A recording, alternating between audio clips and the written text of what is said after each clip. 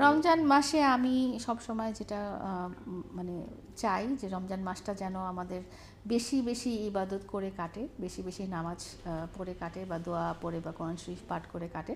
আমি এভাবেই আসলে রমজানের প্রস্তুতিটা নিচ্ছি। এবং আপনার পাশে ইমন ভাইকে দেখতে পাচ্ছি, ইমন ভাইকে নিয়ে যদি রমজানের উদ্দেশ্যে কিছু বলেন। ইমন ইমন রোজা রাখে, ইমন নামাজ পড়ে, আমি এটা খুব পছন্দ করি।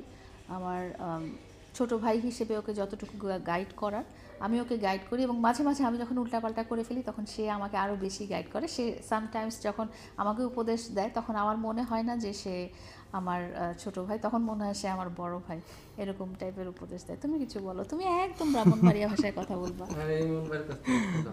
ব্রাহ্মণবাড়ির ভাষায় কেন কথা বলতে হবে? আমি পছন্দ করি এই জন্য তুমি বলবা।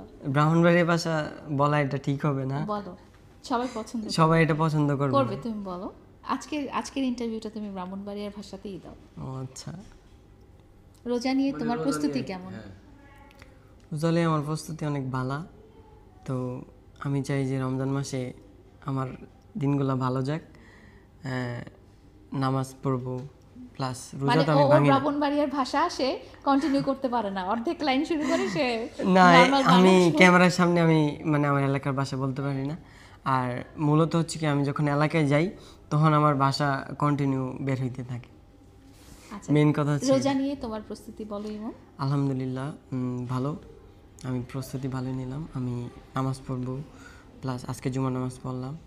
তো এশা নামাজ পড়ি নাই, মাগরিবের নামাজও পড়ি নাই, আসর নামাজও পড়ি নাই। তো তারাবি পড়বো, রোজা সবগুলো রাখবো, আমি রোজা কখনো ভাঙি না।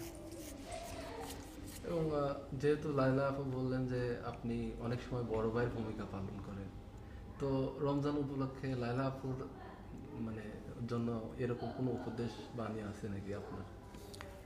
উপদেশ বাণী বলতে আমরা আগে যে ভিডিও করতাম এগুলো তো এখন অফ।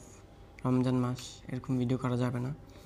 তো রমজান নিয়ে ইসলামিক কন্টেন্ট, যেহেতু আমরা কন্টেন্ট ক্রিয়েটার, তো রমজান নিয়ে যেই কন্টেন্ট আছে এগুলোই বানাবো, ইসলামিক কন্টেন্ট, এটাই। আপু আপনি একটু বলুন। আমরা যেটা বলি যে আমরা যেহেতু কন্টেন্ট ক্রিয়েটার এবং রোজার মাসটা আমরা সব সময় চাবো যে এখানে আমরা রোজা নিয়ে বা সিয়াম সাধনা নিয়ে বা কি বলে এটা ইসলামিক যে সব কন্টেন্ট আছে, আমরা এই পুরো মাসটাতে আমরা এই ধরনেরই কন্টেন্ট বানাবো। কারণ আসলে যারা কন্টেন্ট ক্রিয়েটার তারা তো কন্টেন্ট বন্ধ করতে পারে না, বিকজ এটা অনেকের জন্য ইনকাম, অনেকের জন্য বিনোদন। তো আমরা আসলে রোজার মাসটা সামনে রেখে আমরা ইসলামিক কন্টেন্টই বানাবো।